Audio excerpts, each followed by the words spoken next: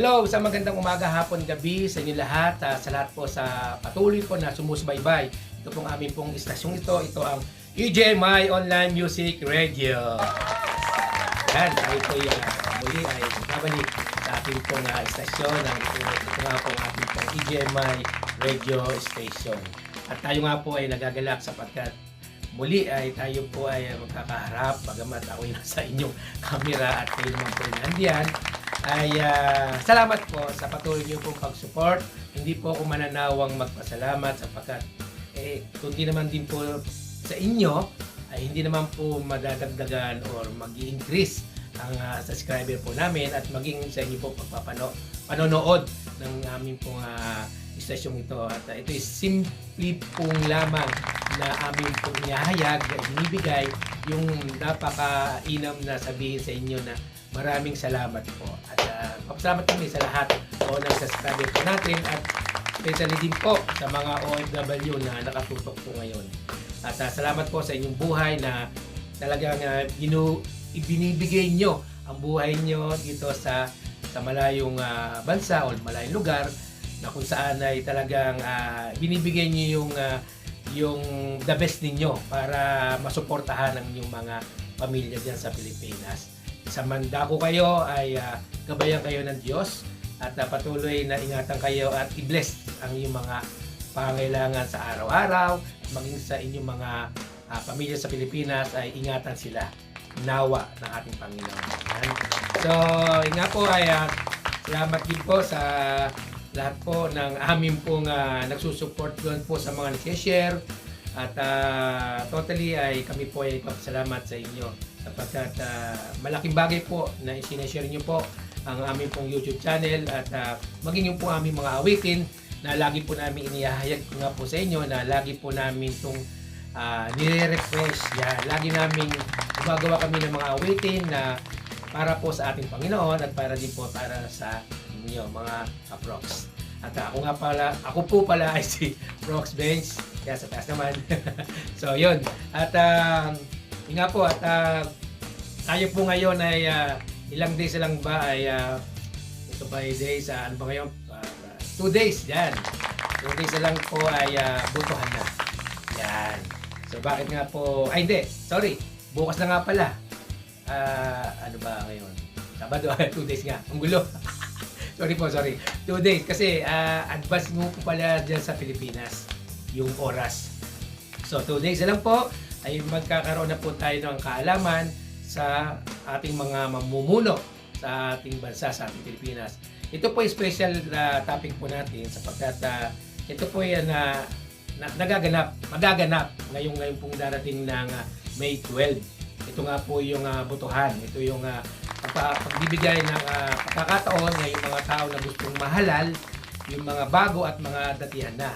So yan, hindi ko na rin po patatagalin sapagkat nais ko rin pong ihayag o inais ko pong ipaalam sa inyo yung mga bagay na dapat nating unawain, especially pag tayo bumoto. Yan, ang topic po natin ngayon ay pinunong dapat mamahala. Yan, pinunong dapat mamahala. Sino bang dapat pinuno ang dapat mamahala? Yan, ang tanong Di ba mga kaprox, no? Si dati ba o si bago? Yun si dati o si bago. So, isabihin, tayo pong mga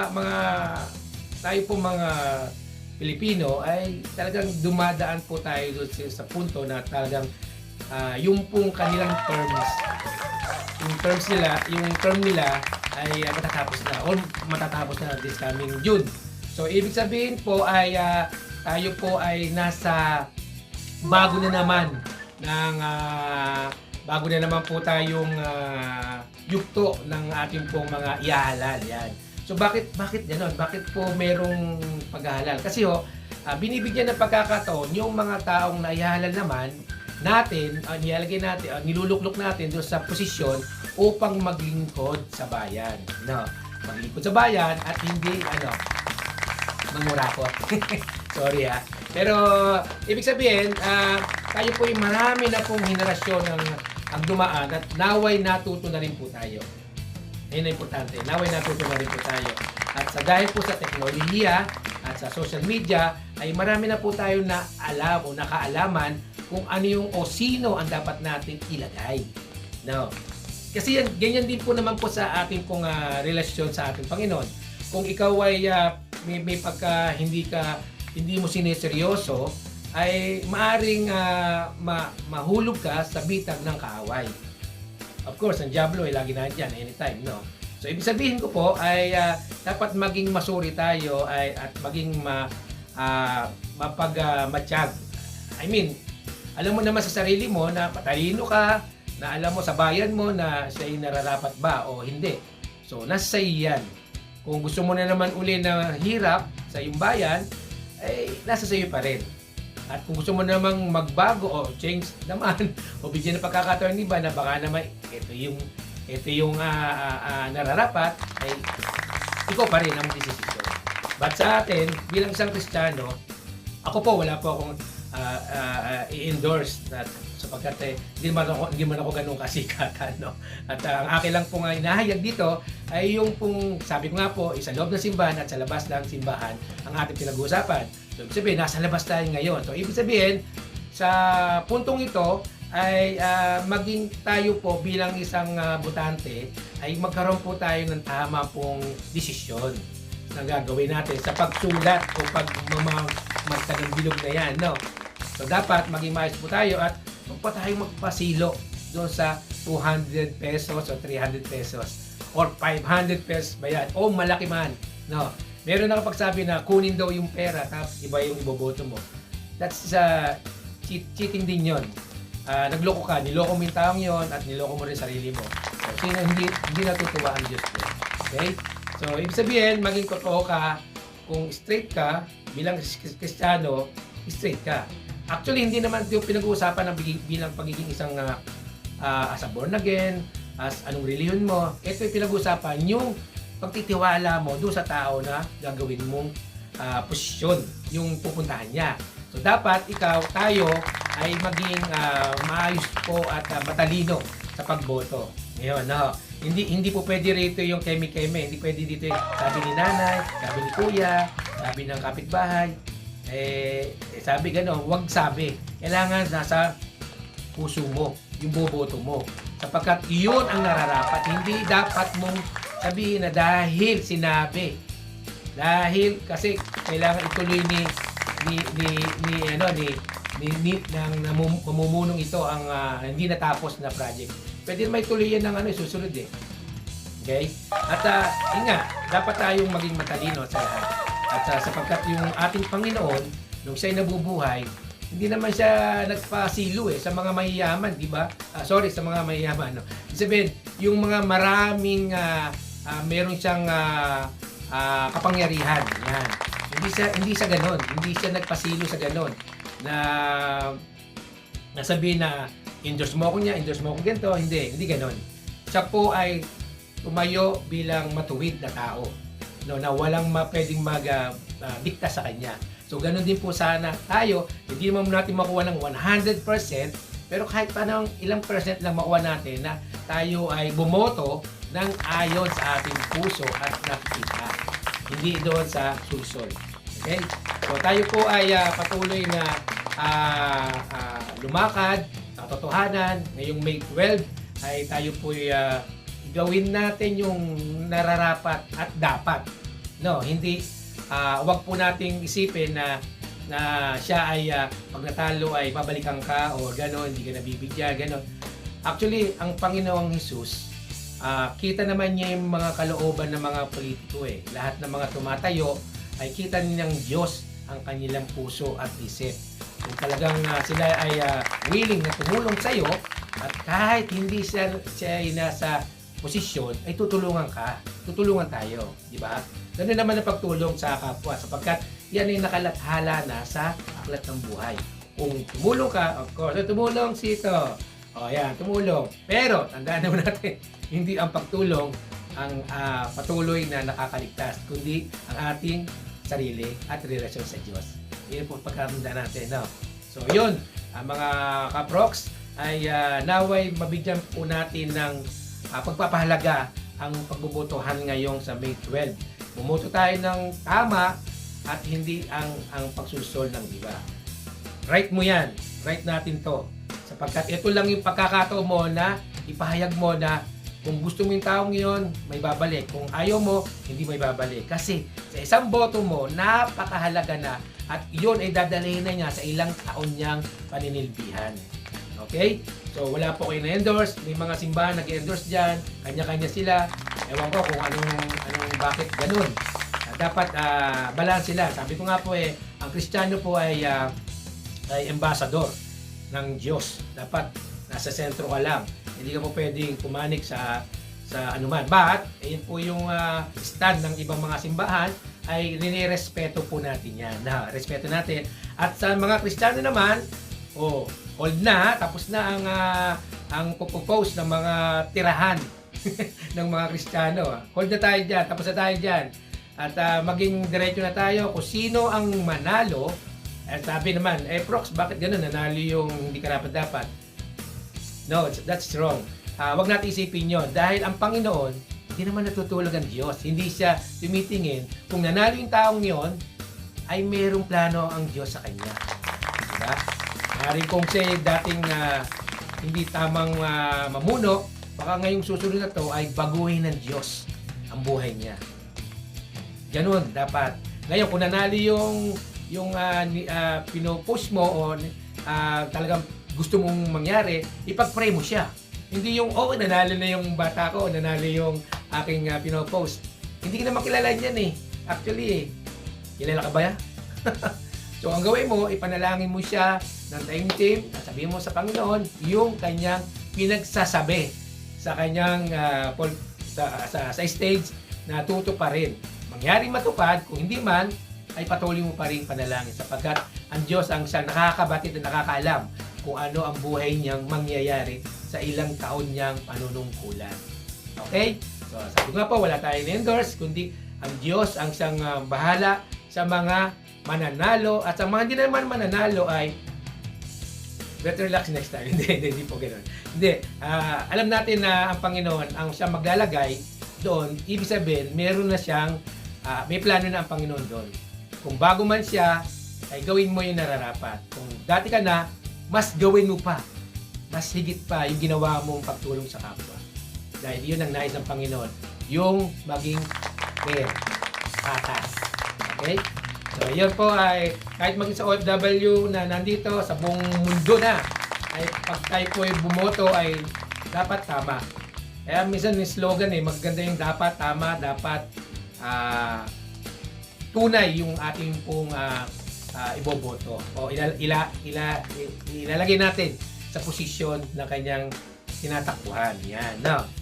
Kasi ayoko pong magbanggit ng mga politikong maaari Kasi dahil itong ating pong stasyong ito ay pagpapaalala lang at pagbibigay ng pagpapahalaga sa ating Diyos.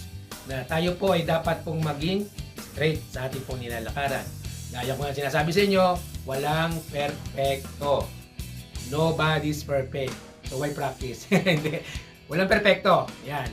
Hindi ko perfecto, hindi rin ako perfecto. Pero may pagkakataon to tayong maging maayos ang ating pamamahala sa ating bayan ngayong May 12.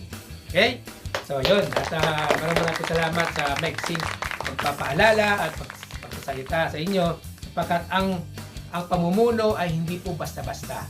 At yan ay dapat tignan natin yung kanyang karakter, kanyang katuwiran, kanyang tamang pananalita, kanyang ginagawa sa buhay at yung relasyon sa Diyos dapat meron siyang ganon. At panglima, yung meron siyang care o meron bang malasakit. Yan, malasakit sa sa kanyang kapwa. Yon. Hindi lang dahil sa nasasakupan, kundi yung mga matataas pang opisyal na tinatakbuhan nila ay mas lalo pang palawakin ang kanila pong ang pagbibigay tulong sa ating kapwa. Yan po ang nais po ng Diyos. Maging matuwid sa lahat. Kaya ilan po yung aking pong masasabi at sapagkat tayo naman po ay may mga talino, meron tayong pusong mauunawain na malalaman mo kung taong yan nagsasabi ng totoo o hindi. Okay? So, ilan po. At patuloy po na kami po nagpapasalamat sa inyo na nawa ngayong May 12 ay magkaroon po tayo o before ang May 12 bukas Sunday, panalangin po natin yung mga lahat po nagtatakbo at maging maayos po at maging relax, kalmante ang lahat at wala pong nawa na mga violenteng mangyari. Yan ang ating pong pinapanalangin at maging parehas ang kabilangan, bilang ng butuhan at wala pong masaktan at maihalal yung dapat maihalal at mailagay. No? So ilang po ang ating pong dapat po nating isipin at panalangin po natin kahit na hindi ka sumama sa karamihan, kahit personal mo, kung ikaw ay OFW, nasa bahay ka lang, ay manalangin ka, panalangin mo yung mangyaring butuhan ngayong May 12.